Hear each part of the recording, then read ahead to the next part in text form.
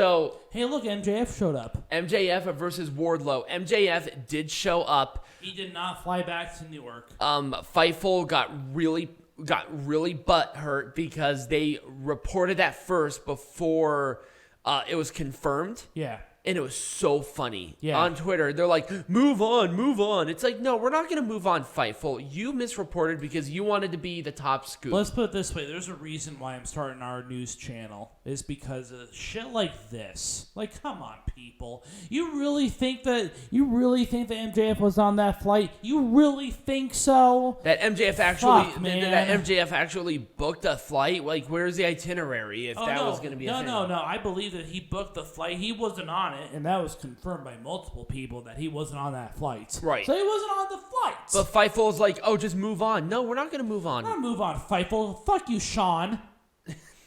I think he blocked me, by the way. So good. Sean's an ass. Right. So kind of like Dave.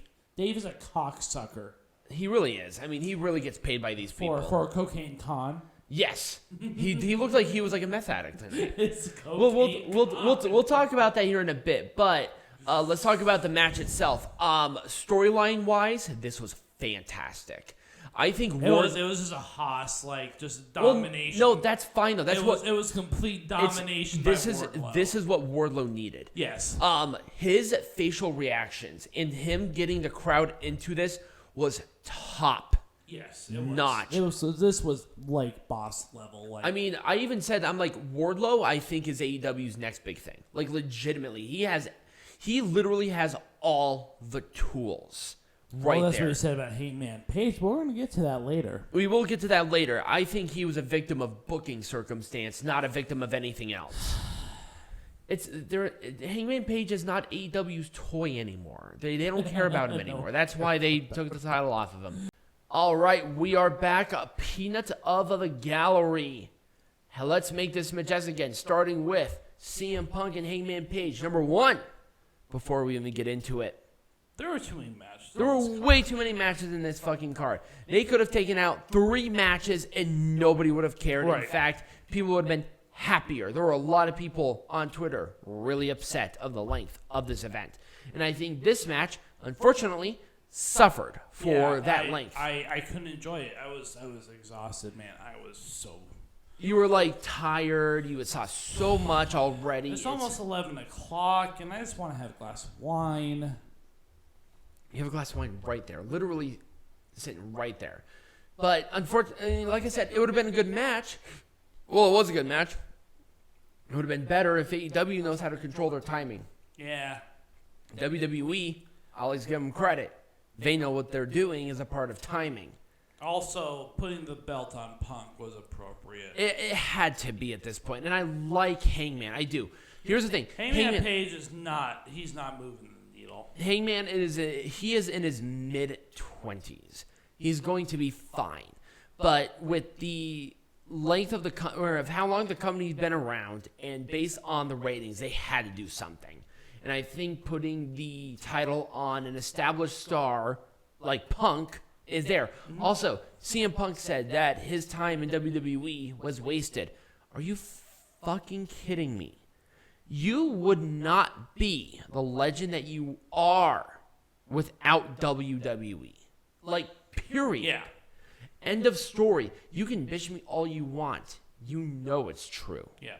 Anyways, that's what we got for this Like booking-wise, it was fine. I liked the rivalry going into it, and the construction of the match was good, but after like 5 fucking hours of wrestling that was hit or miss at best...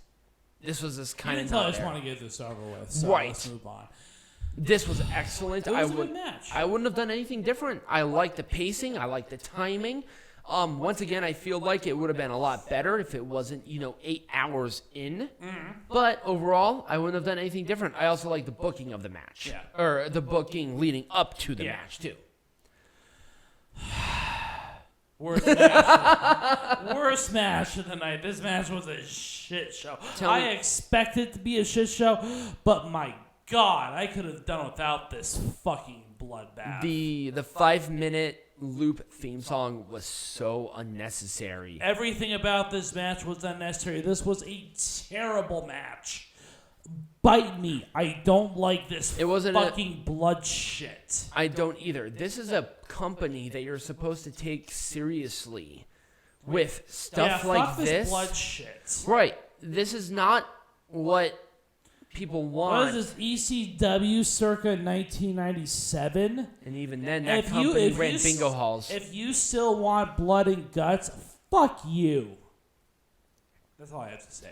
There is an appropriate time. Yeah, there is no appropriate time for blood. No, there is. There is 100% appropriate times within professional wrestling for blood and carnage. This was not it. No, this was legitimately a match for the sake of having blood and carnage. Yeah, and that's not what it's supposed to be. Here's the thing.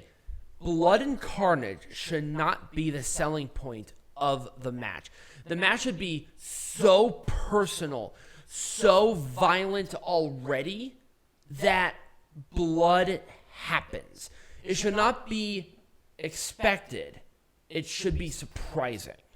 This was. Well, no, that's how you book blood and guts. Yeah. It's like, these two people, like if it was like Jericho and Eddie Kingston by themselves in a like a Texas death match, whatever, there's at least something there. Right. They got personal. They got there. The rest of these people were not necessary. No. Like 0 point of that was necessary. Like 0. Oh, this one is weird because here's the thing.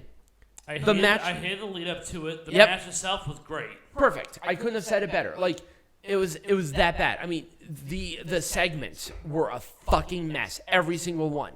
But then you get to this match where the expectations were not as great because of how bad the lead up was. Then you have this awesome match. The only thing I would have done was take Aubrey Edwards out of the match because she was. God, Aubrey Edwards is terrible. Her distraction here was just abhorrent. Abhorrent. It was hard for me to enjoy it because the Aubrey Edwards run around like a fucking a chicken with his head cut off. And it's like, can you leave them alone and stop doing weird animated shit? You're a referee. You're supposed to be essentially invisible to the audience, and you are running in between spots. You're in the wrong place, and it's so bad. And I do not fault either one of these women for that. It's not their fault. They pulled off a great match overall. Can we skip this one? No, we're going to talk about it. And because I want to trash this. Paige Vanzant. Hey, Tony, my boy. Paige Vanzant is not ready for not just pay-per-view, but for television. She sucks. Ty Conti sucks. Period. She's improved from her time in WWE. I'll give you that. But she's so focused on being the Sammy Guevara AEW locker room cum rag that she's lost the plot. She has. Yeah, no one cares. Sammy Guevara has lost all interest in me, and I think everybody else. Yeah, why do I care? Nobody cares. A guy who actually had potential to be possibly at least someone that was kind of there is now gone. Nobody cares. Cool. They have. I think AEW has ruined Sammy Guevara and Ty Conti. Period. Don't care. I don't think they're redeemable. I hope Frankie Kazarian gets that stink off of them. I hope everybody but these two get. Even Paige Vanzant. It's like she might be green as fucking like morning fucking dew, but at least she's athletic. That's true, but there's potential with her. She was not ready for this spot. There is no saving Ty Conti and Sammy Guevara at this point. At least Scorpio Sky and Ethan Page are fantastic, and hopefully Frankie Kazarian can recover. Frankie Kazarian doesn't need anything. This would not have been on a pay-per-view, by the way, at all. This would have been on Rampage. This is the last minute fucking decision. It was stupid. Like this fucking match. God! Why are we talking about this one too? Kyle O'Reilly is such a great wrestler. And Kyle O'Reilly saved Darby Allin's life like 2 times during this show. Absolutely. And I think the fact that Darby Allin is so popular shocks me. Yeah.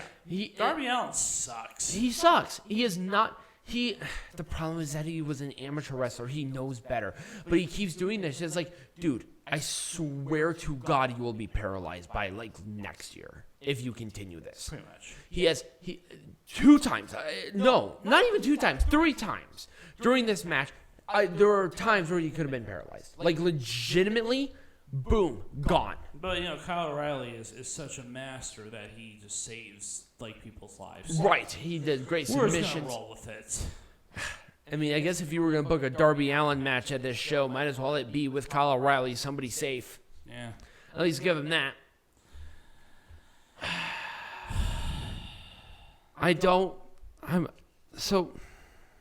What is the point of the Owen Hart Foundation tournament other than to promote the Owen Hart Foundation?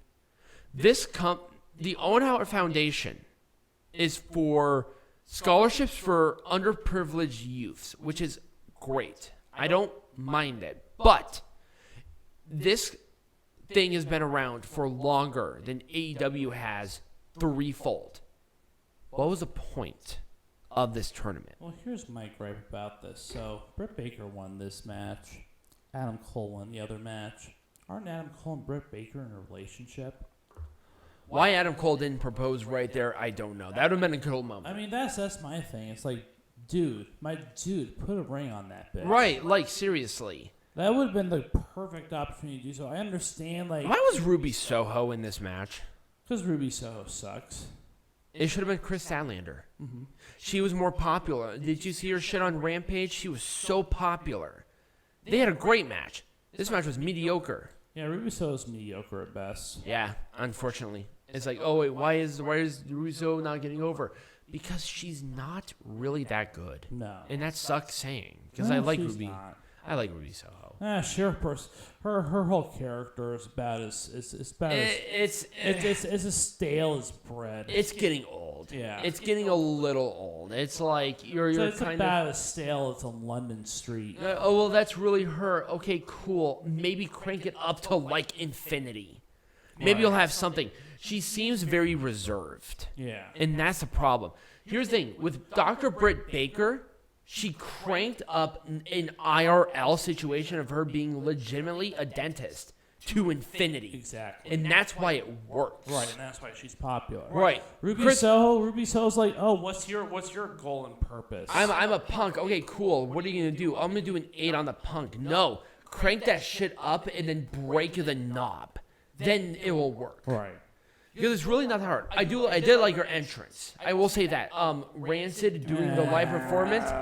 I thought they did better than the fucking Fozzy guitarist again. Oh, the Fozzy guitarist that did fake shit? Yeah. Yeah, I don't care about It was garbage. I don't care about the Fozzy guitarist. At least Rancid was good. She can get over it. Anyways, let's talk about this one. This one, I was so disappointed. Yeah. This could have been so much better. These two were on autopilot. Nobody cared.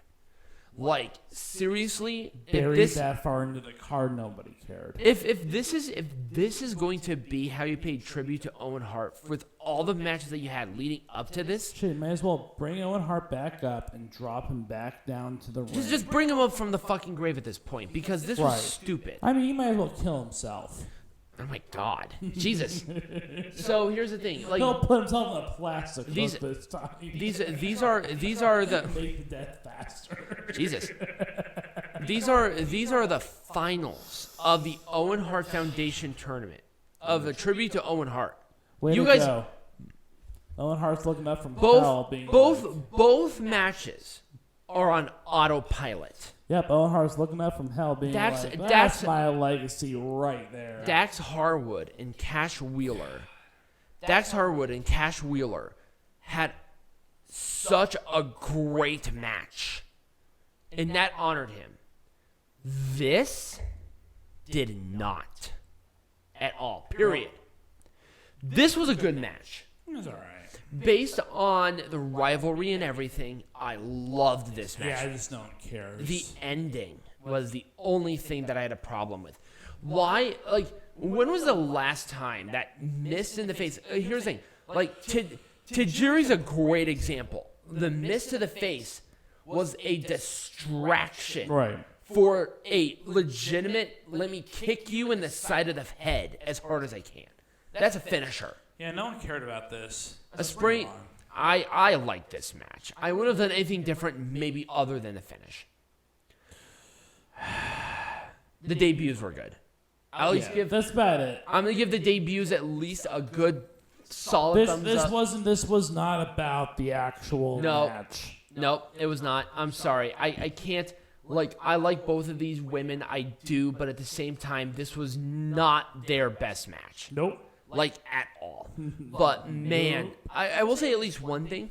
I saw within this match a lot of great potential down the road. I'll at least give them that. I'll be nice. This was very lazy. It was. This was a lazy match. At least it was safe. It was safe. No, it was 100% safe. It was not a crazy You can tell there were veterans in that match because they played it pretty safe. Right. And the Young Bucks, I will say, they did a good performance overall. I thought they led the pace that the Hardys could keep up with. Yeah. Where they did a bunch of good, crazy spots in, like, good clusters. Yep. That did not lose my interest overall. Mm-hmm. But at the same time, I've seen better from that. Yes. And I think that's kind of where it lost me. It's like, you have this match, and that's all well and good, but we've seen this match. Yep. In a bigger match when the Hardys, who are the Broken Hardys, taking on the Bullet Club Young Bucks in Ladder Wars, a much more significant match. In a much better match overall. Yep. That was a dream match. You have, like, quality. This one, it was good, but it was just there. Everything here was excellent. Yeah, it was. It was a Haas match. MJF got his ass handed to him. That's all I wanted. A great way to write him off of TV. Mm-hmm. I'm not sure if you saw on Twitter of the medical professional putting a nose and face mask. Literally, I'm not kidding you. You can look this up. Over his nose and his eyes. And I'm like, oh, I breathe out of my eyes too. What of it? But I thought this was a great way to take MJF off of TV so they can do their contractual obligation. Wardlow showed so much great character. Yeah, he did. The development of Wardlow as a character is just cranked up to a But Wardlow was so comfortable in this, and he played to this crowd and got them so riled up. Like, he's the next TNT champion. I wouldn't be surprised if he's the next face of the company. Give him some time. Yeah. He has the athleticism. He has the look. Like I said, if Scorpio Sky is looking for a new person. Yep. He has the character. Wardlow has, I will say one thing. Like, I even said this to Peanut Gallery earlier, that Velveteen Dream had the it factor. I think Wardlow has that it factor. I think he has all the tools to be possibly a future AEW World Champion. Mm-hmm. Give him some time, and they're doing that right. Give him that time to really develop. He'll be your face of the company. All right, easily. Let's move on to the last match. I hate saying that I liked it, but I did like it. I really did. I thought it was cute. I thought it was funny. It was cute. And people were really into the match, and it made me smile. The contrast of Hook and Danhausen, Blankhausen. It was good. I really liked it. Smart Mark Sterling was really funny, and I thought Tony Nese and Hook were a great contrast of the comedy that kept people invested that this was a wrestling match. Yeah. So I wouldn't have done anything different. So that was it for Double or Nothing Peanut Gallery. Next week is going to be weird. Why is that? Male parental unit is going to be in town, so we will not be doing a show. We will not. I know it's kind of weird because we have 2 pay-per-views next week. Following week, we got 2 pay-per-views. That following week, we're going to have a marathon of shows. We're going to cover Hell in a Cell. We're going to cover... in your house. We're also, that week, going to also cover Always Ready. And we are also going to be covering wrestling. Not Dontaku. Dominion. Dominion.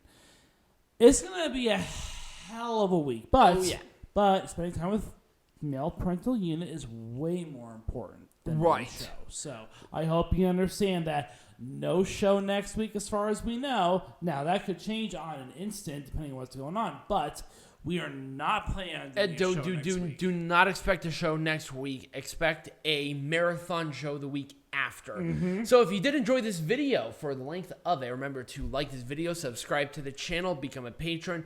All the links are going to be in the QR code right next to moi. And as always, be majestic.